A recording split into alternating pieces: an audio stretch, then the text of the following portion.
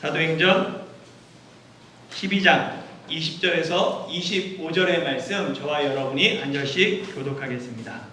헤롯이 두로와 시돈 사람들을 대단히 노여워하니 그들의 지방이 왕국에서 나는 양식을 먹는 까닭에 한 마음으로 그에게 나와 왕의 침소 맡은 신하 블라스도를 설득하여 화목하기를 정한지라. 헤롯이 나를 택하여 왕복을 입고 단상에 앉아 백성에게 연설하니 백성들이 크게 부르되 이것은 신의 소리요 사람의 소리가 아니라 하거늘. 헤롯이 영광을 하나님께로 돌리지 아니하므로 주의 사자가 고치니 벌레에게 먹혀 죽으니라. 하나님의 말씀은 흥황하여 더하더라. 바나바와 사울이 부조하는 일을 마치고 마가라는 요한을 데리고 예루살렘에서 돌아오니라. 아멘.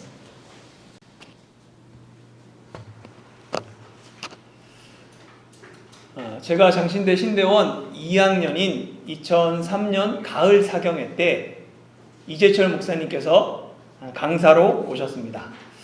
이재철 목사님은 사경회 기간 한 번에 90분씩 5번의 설교를 하셨어요. 첫 번째 설교의 제목이 역사의 지평, 두 번째가 홀로 더불어, 세 번째가 베레스 우사, 네 번째가 에덴과 아단, 그리고 마지막 설교 제목이 태장과 등장이었습니다. 우리는 지난주 설교도 잘 기억하지 못하는데 제목도 어떻게 저는 17년 전에 그 설교 제목들을 기억할 수 있을까요? 그것은 제가 그 설교를 정말 감명 깊게 들었기 때문이기도 하지만 사실은 이재철 목사님이 사경회를 끝내고 그 내용을 가지고 책을 편찬해서 냈기 때문에 그렇습니다. 그 책이 인간의 일생입니다.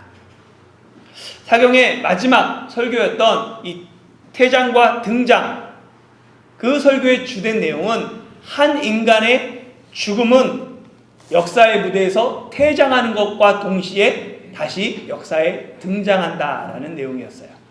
그러니까 흔히 생각하기를 사람은 죽으면 끝이라고 생각하는데 그것이 아니라 역사의 평가를 통해 그 사람이, 죽은 사람이 다시 역사에 등장한다는 것을 기억하라.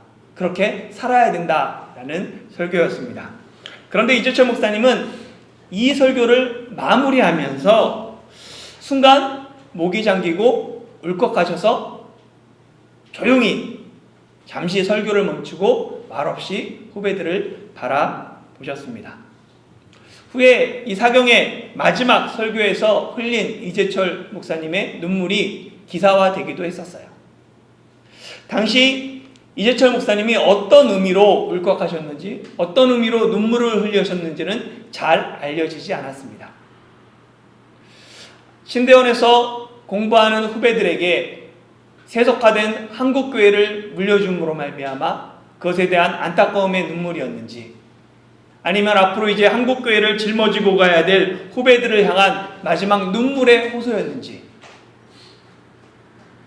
우리는 알지 못하지만 이재철 목사님의 설교와 삶은 많은 학생들에게 큰 감동과 도전이 되었습니다.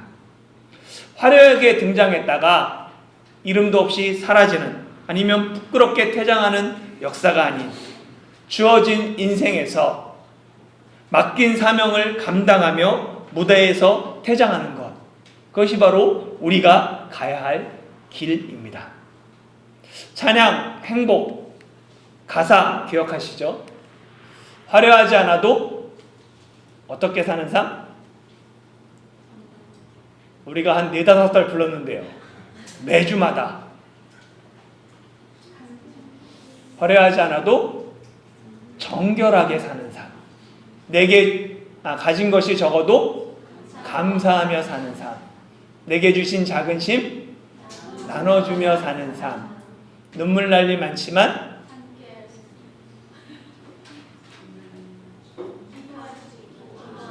기도할 수 있는 것.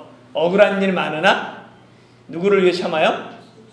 주를 위해 참는 것. 비록 짧은 작은 삶 나눠주며 사는 것, 이것이 행복이라오.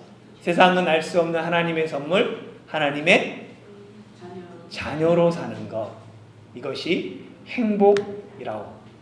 여러분은 어떤 삶을, 어떤 인생을 살고 계십니까? 한 사람의 죽음은 그냥 무대에서 퇴장하는 것 동시에 다시 역사에 등장하는 것입니다. 그렇게 지금 내게 주어진 삶의 자리 가운데서 감사하며 내 뜻이 아닌 하나님의 뜻을 구하며 주님의 영광을 구하는 삶을 살아가야 합니다. 여러분의 지금까지의 삶은, 그리고 앞으로의 삶은 어떤 삶입니까? 윌리엄 셰익스피어는 세상은 하나의 무대요 모든 사람은 배우에 불과하다라고 얘기했습니다. 그래서 그들은 퇴장하고 또한 등장한다. 주어진 시간 동안 여러 편의 연극에 여러 배역을 맡는다라고 인생을 정의했습니다. 찰스 채플린은 인생은 멀리서 보면 시극이지만 가까이서 보면 비극이다라고 이야기했죠. 프랑스의 철학자였던 장폴 사르트르는 인생은 B로 시작해서 D로 끝난다. 그러나 그 사이에 C가 있다라고 얘기했습니다. 인생은 B, 버스로, 그러니까 태어나는 걸로 시작해서 탄생으로 시작해서 뭐로 끝나요? 데스로, 죽음으로 끝난다. 그러나 그 중간에 C가 있어요. 초이스가 있다라고 얘기합니다. 기독교인에게는 삶과 죽음 사이에 C가 있어요. 그리스도, 크라이스트가 있습니다. 그리스도인에게 소망은 예수 그리스도가 우리 삶 가운데 탄생과 죽음과 그 모든 인생 가운데 있다는 거예요. 세상은 다양하게 인생을 정의합니다. 성경은 인생을 무엇이라고 정의할까요? 야고보서 4장 14절 같이 한번 읽어볼까요? 시작. 내일 일을 너희가 알지 못하는도다. 너희 생명이 무엇이냐? 너희는 잠깐 보이다가 없어지는 안개니라. 성경은 인생을 잠깐 보이다가 사라지는 안개와 같다라고 비유합니다. 우리는 내일 일을 알지 못하는 존재예요. 그렇기 때문에 이 짧은 인생에서 자랑하지 말라라고 16절에서 권고합니다. 이제도 너희가 허탄한 자랑을 하니 그러한 자랑은 다 악한 것이라. 짧은 인생 가운데서 허탄한 자랑하지 말라. 그것은 악한 것이다 라고 야고보는 이야기합니다. 짧은 인생 허탄한 삶을 살아가다가 허탄한 것을 자랑하다가 사라진 인물이 오늘 본문에 나오는 헤롯입니다. 성경에 헤롯, 지난주에 말씀드렸는데 몇 명 나온다고 그랬죠? 네, 성경에 헤롯은 3명 나옵니다. 제일 처음에 나온 헤롯이 누구예요? 아기 예수님을 죽이려던 헤롯 대왕으로 되어 있습니다. 그리고 두 번째 나오는 헤롯은 분봉왕 헤롯이라고 해서 누구라고 그랬으면 헤롯 안티파스라고 얘기를 했어요. 성경엔 분봉왕 헤롯으로 나옵니다. 그리고 그 다음 나오는 사람이 헤롯 아그리파 1세, 이 3명이 나와요. 그리고 여기에 보면 헤롯 아켈라오는 그냥 아켈라오라고 성경에 나오고 헤롯 빌립 2세는 분봉왕 빌립으로 나옵니다. 그리고 헤롯 아그리파 2세는 성경에 아그리파라고 나와요. 그래서 3명이 나오는데 오늘 본문에 등장하는 헤롯은 누구예요? 네, 아그리파 1세입니다. 지난주에 말씀드렸어요. 이 헤롯 아그리파 1세는 헤롯 대왕의 손자입니다. 여기 보면 이렇게 굵은 선으로 된 것은 아내들 이름이에요. 그리고 밑에가 자녀들, 그리고 그 다음에 손자가 헤롯 아그리파 1세입니다. 그리고 그의 아버지 이름이 여기 나와 있죠. 누구예요? 아리스토블루스라고 되어 있습니다. 그리고 아리스토블루스의 어머니는 미리암네 1세라고 되어 있어요. 그러니까 헤롯 대왕의 10명의 부인이 있거든요. 그 중에 한 부인 미리암네 1세 사이에서 태어난 아리스토블루스의 아들이 헤롯 아그리파 1세입니다. 그리고 이 미리암네라고 되어 있는데 이것을 시브리식 이름으로 하면 미리암이에요. 예전에 성경 넌센스 퀴즈에서 한번 제가 이야기한 적이 있는데요. 시험만 봤다 하면 100점을 맞는 사람 누구라고요? 미리암이라고. 근데 이 미리암이 누구냐면 원래 모세의 누나잖아요. 레위 지파. 그리고 아론. 그러니까 제사장 가문. 이 미리암 1세는 하소몬 왕조의 공주입니다. 그리고 대제사장인 히루카누스 2세의 외손녀예요. 이따가 또 설명을 드릴 거예요. 이 헤롯 대왕은 보면 이 헤롯 대왕은 이두메인입니다. 그래가지고 원래 그 마카비 전쟁을 통해서 유다가 잠깐 독립을 해요. 하스몬 왕조를 만드는데 하스몬 왕조가 이두메라는 지역을 침공합니다. 그때 헤롯의 아버지인 헤롯 안티파스터 2세가 원래 고위직에 있다가 항복하면서 유대교로 개종을 해요. 그리고 그 아들인 헤롯 대왕이 유대의 왕이 되는 것이죠. 이두메이는 누구냐면 이삭의 장자였던 에서의 후손입니다. 그러면 유대인들은 왜 유대인이라고 불러요? 유다파 사람들이거든요. 이스라엘의 12아들 중에 유다의 수손들이라서 유대인이라고 부르는 거예요. 그러면 이스라엘은 누구예요? 그러니까 그들은 이스라엘의 후손인 거예요. 유대인은. 이스라엘은 누구죠? 야곱이죠. 에서와 야곱 쌍둥이였잖아요. 그런데 야곱이 천사와 씨름해서 이겨가지고 이름을 이스라엘로 변하죠. 그러니까 아주 먼 친척이지만 실제로 이두메이는 유대인들 보기에는 이방인과 마찬가지였어요. 그래서 유대인들은 헤롯의 통치를 좋아하지 않습니다. 이방인이 하나님의 그 자녀들, 하나님의 백성을 다스린다는 걸 시욕적으로 생각하죠. 이 이두메인인 헤롯이 유다의 왕이 되기까지는 여러 가지 사건이 있습니다. 주전 40년에 줄리어스 시저에게 뇌물을 바치고 헤롯 대왕이 왕으로 임명돼요. 유대 땅에. 왕이 된 헤롯은 이 황제를 위해서 우리가 예전에 살펴봤죠. 도시를 건설하죠. 그 도시 이름이 뭐예요? 황제 이름을 따서 이름을 똑같이 하잖아요. 가이사랴. 가이사에게 바치는 도시. 가이사랴를 짓잖아요. 그 가이사랴 생각나세요? 거기 뭐뭐뭐 있었어요? 뭐 신전도 있고 항구도시도 만들고 인공항구 만들고 원형 경기장도 만들고 전투 경기장도 만들고 엄청난 대도시를 만들잖아요. 그걸 만들 때 유대인들을 동원해서 그 노동력을 사용하고 유대인들에게 많은 세금을 걷어들입니다. 그러니까 유대인들이 반발하잖아요. 이방 신전을 위해서, 황제를 위해서 자기네 노동력과 자기 세금들로 그걸 지으니까 반발합니다. 그래서 이 헤롯 대왕이 유대인들의 마음을 좀 얻기 위해서 유화 정책을 실시하는 거예요. 그래서 뭘 하냐면 유대인들의 평생 소원, 성전을 재건합니다. 볼품없었던 그 성전을 화려하게 재건하는 거예요. 그래서 주전 20년부터 자기 죽을 때까지, 죽은 후에도 계속해서 그 성전을 새롭게 정말로 화려하게 짓게 됩니다. 또한 헤롯은 이 유대인의 전통성을 위해서 이 미리암네 1세와 결혼하는 거예요. 정략적으로 부인을 버리고 미리암네 1세와 결혼합니다. 그런데 이 헤롯은 자기네 이 왕위가 흔들리는 걸 좀 견디지 못했어요. 그래서 하스몬 왕자가 유대의 마지막 왕조인데 이 왕조 사람들이 왕이 될 확률이 높으니까 그래서 하스몬 왕조 사람들을 하나씩 제거해요. 결국은 누구까지 제거하냐면 자기의 아내 미리암네 1세와 그 아들 아리스토블루스마저 죽이게 됩니다. 자기 왕위를 지키기 위해서. 그러니까 이 아리스토블루스의 부인이 남편도 죽고 막 죽여나가니까 안 되겠다 싶어서 아들을 헤롯 아그리파 1세를 로마로 보내는 거예요.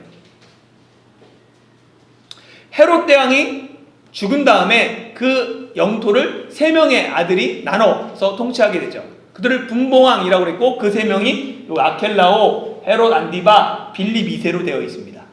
그들이 다스린 영토가 이렇게 되어 있죠. 보면은 아켈라오가 사마리아, 유대 그리고 이두메 요쪽 사람이었던 거예요. 헤롯이 이 여기를 다스렸는데 폭정을 행함으로 말미암아 반란이 일어나려고 그러니까 다른 데 유배가고 이게 로마령이 되잖아요. 그리고 요 녹색이 헤롯 안티파스, 안디바가 다스리는 영토였고 여기가 빌립의 영지였습니다.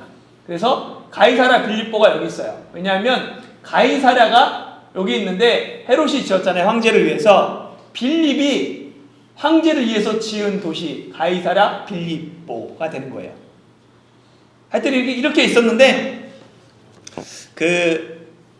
이 흩어져 있던 이 영토를 헤롯 대왕 다음으로 온전하게 회복한 사람이 헤롯 아그리파 1세입니다. 헤롯 아그리파 1세는 로마로 보내져서 30년 동안 거기서 살게 돼요. 그는 로마에서 티베리우스 황제의 아들과 조카와 함께 공부하면서 쾌락을 즐깁니다. 방탕하게 살아요. 황제이고 막 돈이 많으니까 근데 자기도 그걸 따라가는 거예요. 그러다 보니까 큰 빚을 지게 됩니다. 그래서 로마로부터 이곳저곳 도망치며 떠돌이 생활을 해요. 그러다가 황제의 호의를 얻어서 다시 로마에 돌아오게 됩니다. 그리고 어릴 때 친하게 지냈던 우호관계로 지냈던 칼리굴라가 황제가 돼요. 그러면서 헤롯 아그리파 1세에게 삼촌인 이 분봉왕 빌립이 죽자 이 영토를 그에게 하사해요. 그래서 이 땅의 왕이 되는 거예요. 이를 시기한 이 헤롯 안디바 삼촌이 모함하려고 합니다. 그랬더니 그것을 알고 미리 모함을 해요. 그래서 황제에게 안디바가 반역을 꾀한다라고 고발합니다. 그래서 이 땅도 다시 헤롯 아그리파 1세 영토가 돼요. 그래서 이 두 가지 영토를 차지했어요. 그리고 이 칼리굴라 황제가 암살당해요. 로마 형제들이 대부분 막 그런 식으로 죽으니까 암살당하고 나서 그 다음 황제의 자리를 위해서 원로원과 글라우디오 황제가 서로 이제 글라우디오가 막 이렇게 다툼이 있습니다. 그때 헤롯이 협상가가 돼요. 헤롯 아그리파가. 그래가지고 이것들을 잘 글라우디오 황제가 되게 합니다. 그랬더니 황제가 된 글라우디오가 감사하니까 어떻게 하냐면 이게 로마령이었잖아요. 이 땅도 헤롯 아그리파 1세에게 주는 거예요. 그래서 헤롯이 다스렸던 그 땅들을 모두 다 헤롯 아그리파 1세가 다시 회복하게 됩니다. 이 헤롯 아그리파 1세의 통치를 유대인들은 어떻게 생각했을까요? 헤롯 대왕은 반발했어요. 유대인들은 이 민족성과 이 종교성이 혼합되어 가지고 되게 틈만 나면 로마로부터 독립하려고 합니다. 참지 못해요. 이방 민족이 자신을 다스리는 것. 그렇기 때문에 헤롯 대왕조차 마음을 얻기 위해서 성전을 재건하고 미리암네 1세와 정략 결혼까지 했죠. 그런데 이 헤롯 아그리파 1세는 누구의 후손이냐면 헤롯의 후손이면서 또한 누구의 후손이에요? 미리암네 1세의 후손인 거예요. 미리암네 1세는 하스몬 왕조의 공주라고 그랬잖아요. 하스모니안이라고도 얘기하는데 이 하스몬 왕조는 성경에는 어떻게 되어 있냐면 바벨론에 의해서 남유다가 멸망해요. 아수르에 의해서 북이스라엘이 멸망하고 아예 멸망했어요. 그 다음에 바벨론이 페르시아에 의해서 바사에 의해서 멸망합니다. 그래서 그때 포로 귀환을 하면서 끝나요. 구약 성경이. 근데 구약에서 신약까지 넘어오기까지 400년이 있습니다. 그 400년 동안 무슨 일이 일어나냐면 페르시아를 무찌르는 또 다른 제국이 일어나요. 헬라입니다. 알렉산더 대왕.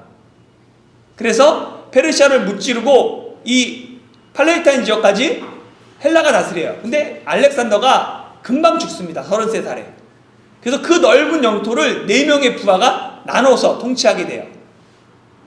그 중에 셀류쿠스라고 이 수리아와 이 팔레스타인 지역을 다스리는 왕조가 있습니다. 그런데 이 셀류쿠스가 붕괴될 때 유다 지역에서 반란이 일어나는 거예요. 마카비 전쟁이 일어납니다. 유다 마카비라는 사람이 일어나서 독립운동을 해요.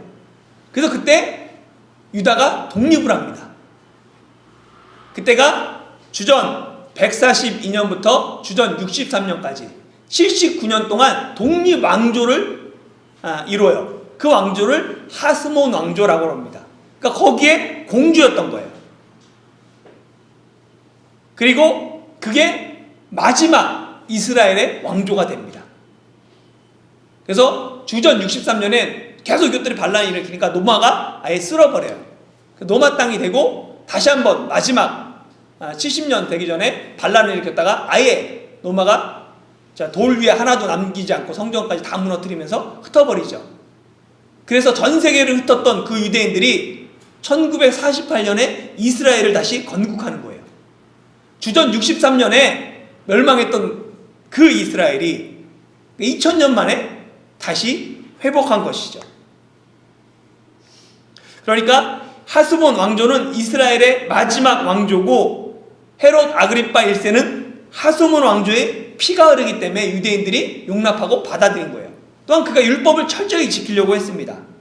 유대인들이 그를 어떻게 생각했는지 나타내는 일화가 있어요. 주 41년에 초막절에 이제 헤롯 아그리파 1세가 왕이 돼가지고는 연단에서 연설을 하게 됩니다. 연단에서 성경 말씀을 읽게 돼요. 그러니까 토라를 읽는데 신명기 말씀을 왕이 읽게 되어 있습니다. 근데 신명기 말씀을 쭉 읽다가 갑자기 신명기 17장 15절에서 헤롯 아그리파 1세가 울음을 터뜨려요. 그걸 읽다 말고. 신명기 17장 15절 말씀이 이렇게 되어 있습니다. 다시 한번 읽어볼까요? 시작. 반드시 내 하나님 여호와께서 택하신 자를 내 위에 왕으로 세울 것이며 내 위에 왕을 세우려면 내 형제 중에서 한 사람을 할 것이요 내 형제 아닌 타국인을 내 위에 세우지 말 것이며. 반드시 하나님이 택하신 왕을 세워야 되는데 그 왕은 형제 중에 이스라엘 사람들 중에 세워야 합니다. 타국인이 이방인이 왕이 될 수 없다라는 이 구절을 읽으면서 헤롯 아그리파 1세가 하나님 앞에 눈물을 흘리는 거예요. 자신은 이방인인데 이두메인인인데 이러면서 눈물을 흘립니다. 그러자 유대인들이 헤롯 아그리파 1세를 향해서 소리칩니다. 당신은 우리의 형제입니다. 두려워하지 마십시오. 이러면서 환호하죠. 이런 배경이 있었기 때문에 헤롯 아그리파 1세는 정통 유대인들과 손을 잡고 유대인들이 싫어하는 그리스도인을 박해하는 거예요. 먼저 헤롯은 사도 야고보를 칼로 죽였죠. 그랬더니 이를 보고 유대인들이 기뻐해요. 더 환호해요. 아, 유대인들이 좋아하는구나 하면서 헤롯이 베드로까지 잡아서 죽이려고 했습니다. 이런 위기 상황에 교회가 한 일이 무엇이었죠? 지난주일 암송구절 우리가 너무 오랫동안 잃어버렸는데 사도행전 12장 5절 이에 베드로는 옥에 갇혔고 교회는 그를 위하여 하나님께 간절히 기도하더라. 그래서 그 기도의 응답으로 천사가 베드로를 구원한 이야기가 지난주일 설교였죠. 그리고 이어지는 본문은 헤롯의 최후, 죽음에 대한 이야기입니다. 한번 20절 말씀 같이 한번 읽어볼까요? 시작. 헤롯이 두로와 시돈 사람들을 대단히 노여워하여 그들의 지방이 왕국에서 나는 양식을 먹는 까닭에 한 마음으로 그에게 나와 왕의 침소 맡은 신하 블라스도를 설득하여 화목하기를 정한지라. 아멘. 여기에 보면 두로와 시돈이 어디냐면 이 위쪽에 두로, 시돈이라고 있습니다. 예로부터 이 지중해 연안의 도시이기 때문에 무역이 번성하고 그로 말미암아 부를 축적했어요. 그런데 이 토지 자체가 농사에 적합하지 않습니다. 그래서 솔로몬 시대부터 계속해서 유다 지역이 이쪽에 뭐 사마리아 유다도 있고 요 갈릴리도 있고 이 지역으로부터 먹을 양식을 수입해 와야 됐어요.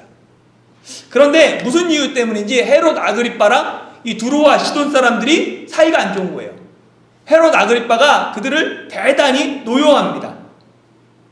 그런데 이 자기의 영토가 아니잖아요. 밖의 영토잖아요. 로마 땅이잖아요. 그러다 보니까 전쟁도 일으키지 못하고 어떻게 할까 하다가 경제 제재를 가하는 거예요. 그래서 이들이 주로 먹는 이 갈릴리산 옥수수의 전면적인 그 수출을 막습니다. 그러다 보니까 먹을 식량이 없는 거예요. 그래가지고 두로와 시돈 사람들이 이 문제를 해결하기 위해서 헤롯을 찾아갑니다. 당연히 헤롯은 어디에 있어요? 가이사랴에 있죠. 그때 말씀드렸잖아요. 여기 왕궁이 있으니까. 그래서 가이사랴에 찾아가서 그의 신하인 블라스도를 통해 헤롯과 화목하기를 청하는 거예요. 이에 헤롯은 두로와 시돈 사람들하고 날짜를 정합니다. 하루에 날을 택해요. 요세푸스의 기록에 따르면 그날이 8월 1일이다 라고 얘기합니다.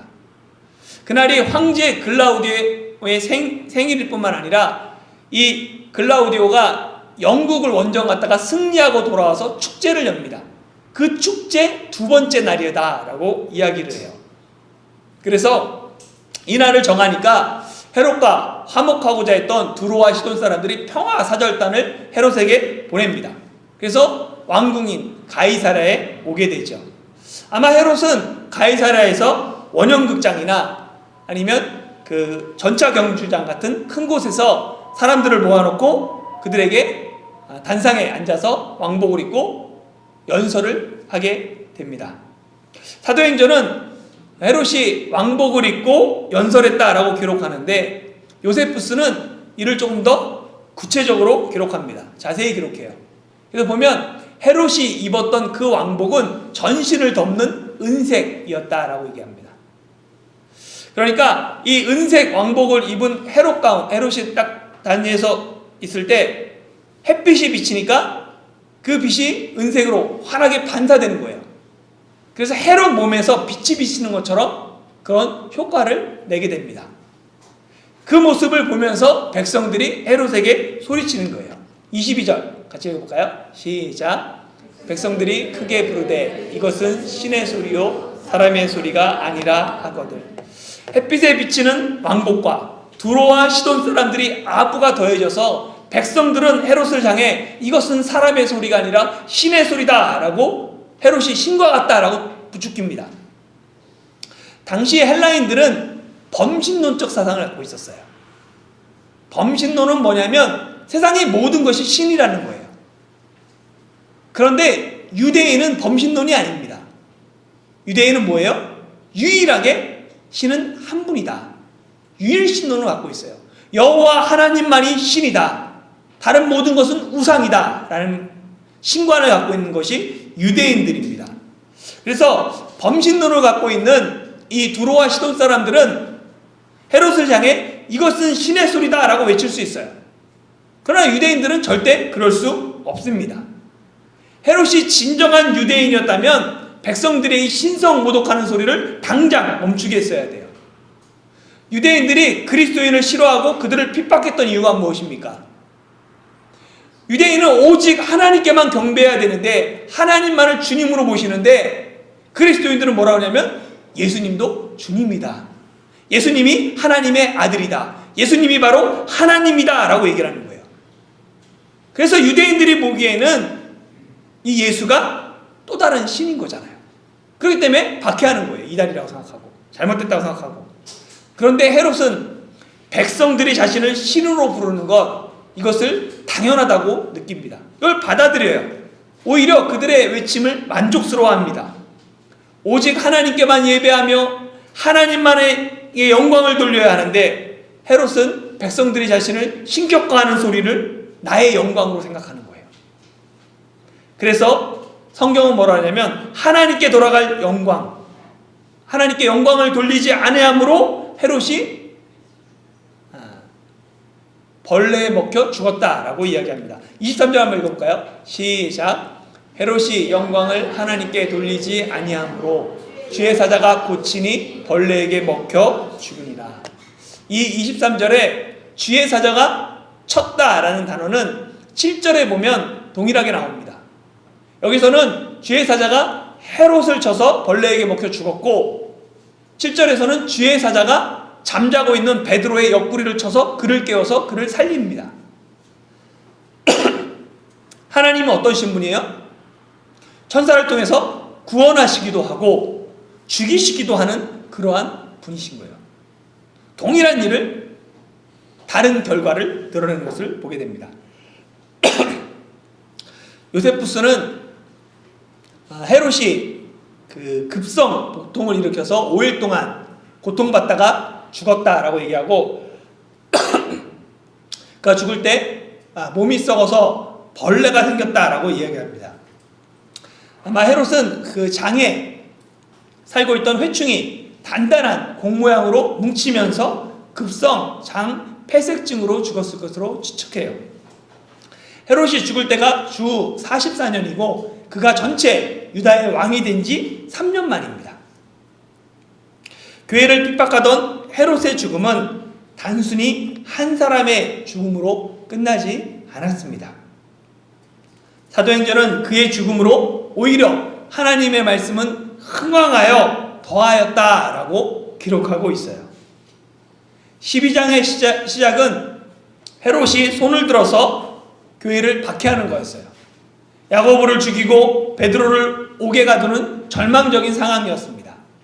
그런데 12장이 끝나는 마지막은 오히려 교회를 박해하던 헤롯이 비참하게 죽고 하나님의 말씀은 흥왕하여 더하였다라고 이야기하고 있습니다. 결국 하나님이 승리하십니다. 비록 잠깐 악이 승리하는 것처럼 보일지라도 오히려 그를 통하여서 하나님의 말씀은 더 흥황하는 역사가 일어납니다. 교회를 박해하고 핍박할수록 하나님의 말씀은 더욱 흥황하게 되어 있어요. 그렇게 사도행전 12장 마지막 25절은 이렇게 얘기합니다. 다시 한번 읽어볼까요? 시작.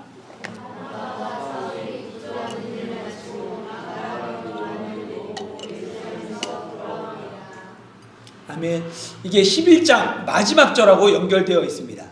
11장 마지막에서 안디옥 교회가 예루살렘을 위해서 이 부조한 것들을 장로들이 바나바와 사울의 손을 통해서 보낸다 하고 11장이 끝나요. 그리고 마지막 12장 마지막에서 그들이 이 모든 것을 마치고 마가라 하는 요한을 데리고 안디옥 교회로 돌아오는 것으로 마치게 됩니다. 이 12장의 마지막 이 말씀은 하나님의 말씀이 흥황하여 역사하는 그것이 이제 바나바와 사울과 마가 요한을 통해 일어날 것을 이야기하는 거예요. 헤롯이 죽고 퇴장합니다. 베드로가 헤롯의 고난 가운데 퇴장한 상황이에요. 한 사람들이 퇴장하지만 이제 새로운 사람들이 등장합니다. 그들을 통해서 하나님의 말씀은 더욱더 흥황하고 더하여 갈 것입니다. 그것을 이야기하며 사도행전 12장은 마치는 거예요.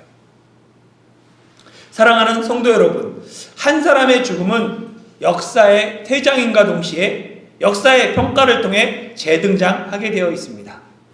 모든 사람은 죽음과 함께 퇴장하지만 그의 일생은 재등장한다는 거예요. 헤롯 아그리파 1세는 비록 주 44년에 벌레에 먹혀 죽었지만 그는 오늘 이 시간에도 역사에 재등장하고 있습니다. 그런데 그는 어떤 인물로 역사에 재등장하고 있습니까?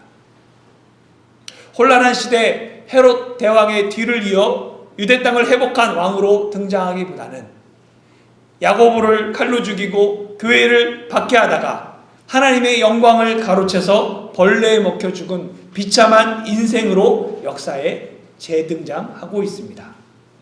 그래서 주로 교회에서 교회를 박해하는 사람의 최후에 대해서 이야기할 때 이 헤롯을 많이 이야기해요. 비참하게 벌레에 먹혀 죽게 된다고. 변함없이 헤롯은 지금 이 시간에도 소환되고 있습니다. 그렇다면 내 인생은 역사에 어떻게 기억될까요?